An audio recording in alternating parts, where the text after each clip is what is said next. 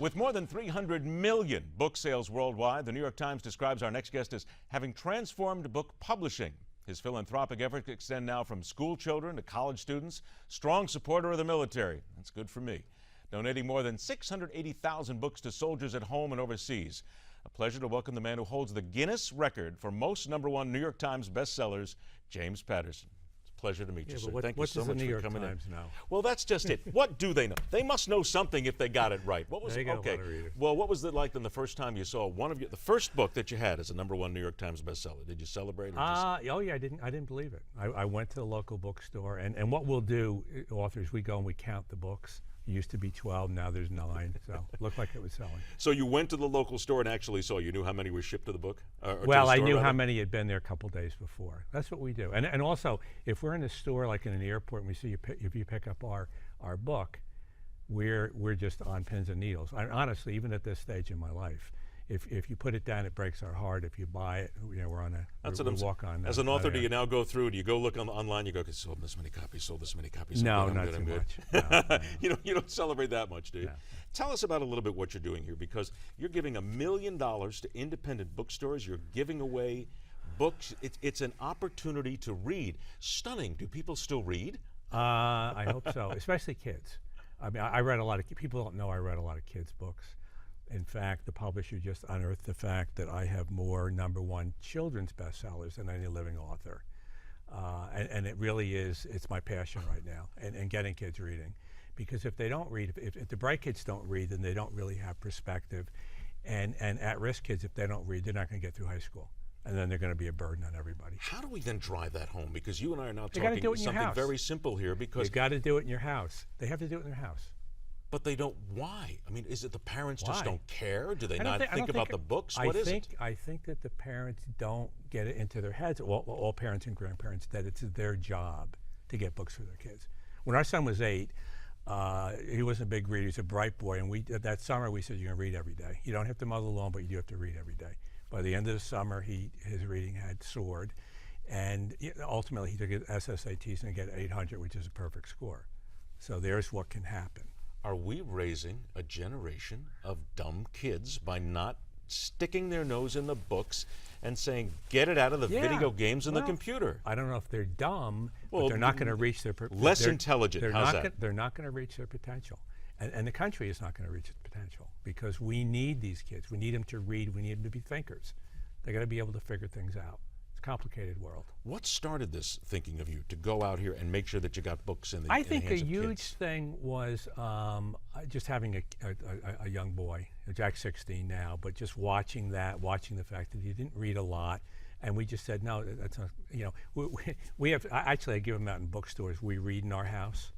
We read in our house. That's my student is my kid is an honor student. Fine, on the bumper. We read in our house, even better. On the refrigerator, we read in our house. It's doable. We can't solve the healthcare crisis as individuals. A lot of things we can't solve. We can solve the reading issue in our house. But isn't it fair that the kids, the next generation, are the ones who can solve things like this if you teach them how to think logically and you teach them how to read? Yes, absolutely. I think it is. That seems to be the biggest problem that we have right now. It's certainly right up there. I hate to say it, but I keep coming back to parents, because too many times when I talk to a lot of these kids, I speak in front of them, and also I talk to the parents. Sure. I even ask them, how many books? Oddly enough, I asked a friend of mine not long ago, how many books do you have in your house? He said 2. It's not a good idea. Because his sons, he has 2 sons, and all they do is, he says, they read on the internet. I don't have to go out and buy a book. I can get them. They can get whatever they want. But isn't that a danger too? It's not just having something to read, but having the right thing to read. Yeah, if they are truly reading on the internet. I mean, look, ebooks are fine. A lot of kids will not read, which is kind of strange because they love screens. But the ebook thing has not caught on yet with kids. As long as they're reading, it's fine. It really is. Are we in a good era of writing right now? As you see a lot of your fellow authors who are out there, are we coming up with good original material? I think one of the dangers right now is that publishers are being weakened. I mean, this situation with Amazon is, Amazon in particular, it's a tough thing. They kind of want to take over publishing. They seem to. And that's a dangerous situation. We really need publishers. We need We need companies, we need editors, we need people who are fostering literature and nonfiction, or fiction and nonfiction.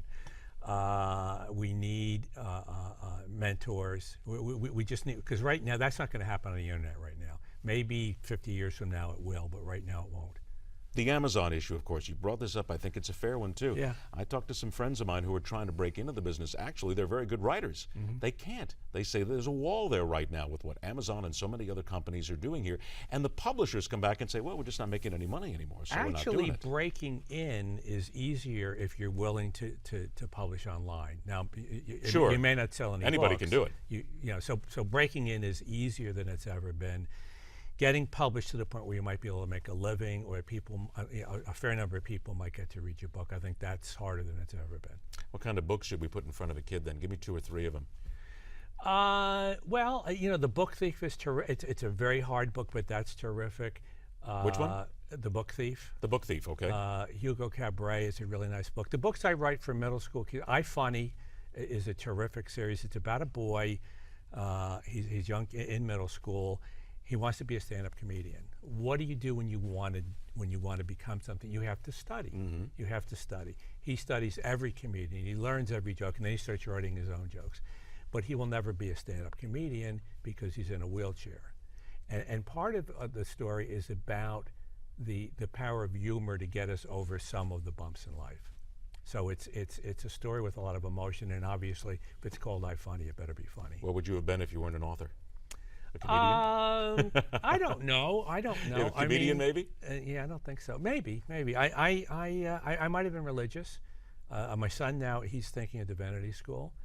That would have been a possibility. Okay. I like to do good things. It makes me feel good to try to do good things for others. I love this thing about giving the books away to the troops, and I get hundreds and hundreds of letters because a lot of these kids are over there, and a lot of them feel like they've been forgotten. As someone who comes from a military family, let me thank you for that very much, because the soldiers abroad and many of my friends who were there, they feel like they're lost, and they feel like they're basically forgotten many times. Yeah, absolutely. So that's nice the sentiment I hear again and again and again. Thank you for paying attention to us. I'm glad I could bring it up again and again and again. Mr. Patterson, thank you so much for coming in today, and thank you so much for doing something for reading and the kids. I love it. Finally, somebody doing the right thing. Later on this hour, Ron Paul will join us to discuss his call for states to secede from the Union. After the break, the crush of doctors losing their autonomy and being forced out of their practice by Obamacare. That and so much more coming up right here on Midpoint.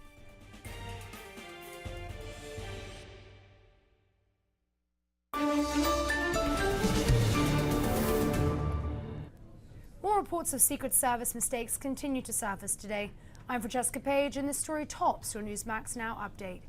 Many sources say an armed security contractor rode in an elevator with President Obama at the CDC last month, even though that is a violation of Secret Service protocol.